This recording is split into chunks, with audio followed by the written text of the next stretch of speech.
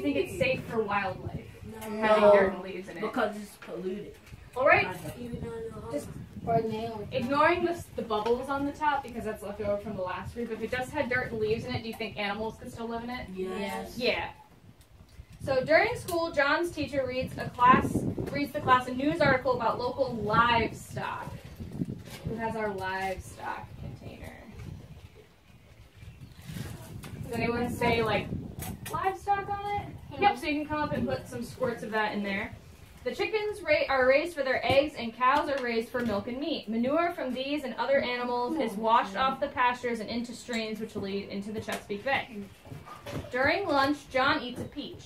His mom buys fruits and vegetables from a produce stand. The food is grown on one of the many farms. Someone have farms? Many farms in the area. In the spring, many farmers spread fertilizer on their fields, and when it rains, some of the fertilizer from the fields washes off the land and into the water. So would you want to swim in this water now, No. knowing the stuff that's gone into it? No. Do you think it's safe for wildlife, though? No. What about it do you think makes it unsafe for wildlife?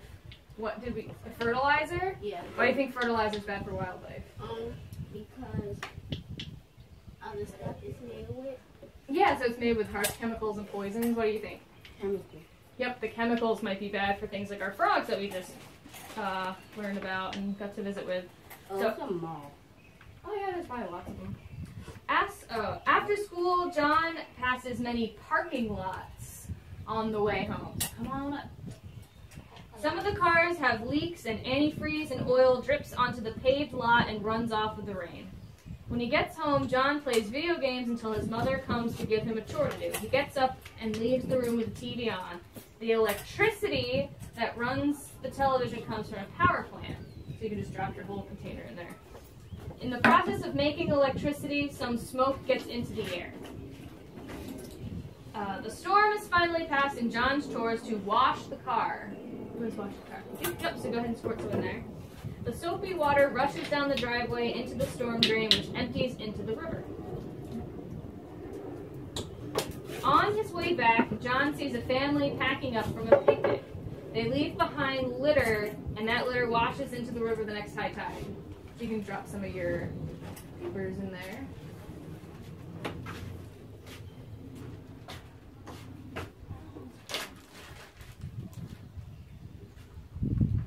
Nice. Back home, John sees his next door neighbors tending their flower beds. The gardeners, does someone have gardeners? Are using weed killer and bug sprays to help keep pests away. But the next rain will wash most of these poisons off the plants and into the little creek behind the house and into the Chesapeake Bay. A few doors down, some people are cleaning out their garage. They found some rusty old cans filled with a mysterious liquid. They aren't sure what it is, but they want to get rid of it. Someone decides to pour it down the storm drain by the curb. The liquid disappears down the drain. It's out of sight but headed for the Chesapeake Bay. The next day, John's soccer practice was canceled due to the rainstorm. He watched out of his bedroom window as the rain pours on the concrete as it made its way into the storm drain. So yeah, it's just about half of the water you see in there. Yep, that's good. Perfect. The water is out of sight when the rain is dry, but it causes a lot of commotion in the Chesapeake Bay. So, who polluted the bay? In our story, who was it that polluted the bay?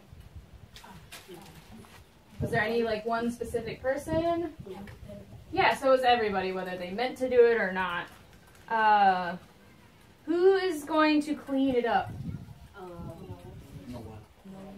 Yeah, it's no one's specific job in the story, was it? Do you think it costs more money to prevent pollution or clean up after it's already there? Clean it up. Yeah, so it's better to do things. What are some of the things people could have done to prevent some of the pollutants from getting into the bay in the story? What's one? What one are you holding? What's your ball? Parking lots. So what's one way that we could stop things from draining off of parking lots? Trash. Trash and stuff, or like things are leaking from your cars. Throw trash in the trash. What do you think? Yeah, the picnic people could have picked up their trash. Yep, make sure your car is in working order so it's not leaking anything. Anyone else have any other ideas? What about the farmers? What's one way you think the farmers could stop all of that stuff coming off? They should not using that. Give me the stick. Yep, so they could figure out an Give me the alternative stick. method for pesticides. Awesome, you guys are doing an awesome job. So I'm going to pick out our fish. So would you want to eat this fish? No. So it looks okay, like this is the color of the sponge. So it looks kind of okay when you see it like this, but everything that it eats you're going to be ingesting too. So like let's see what color the water is when I squeeze it out. Like not so great for eating this fish, right? No. And what about that oyster? Can anyone see the oyster shell anymore? Yeah. Does anyone know where oysters live in the bay? Bottom. Yeah, down at the bottom. So if there's all stuff covering it up, do you think the oyster's going to be able to live?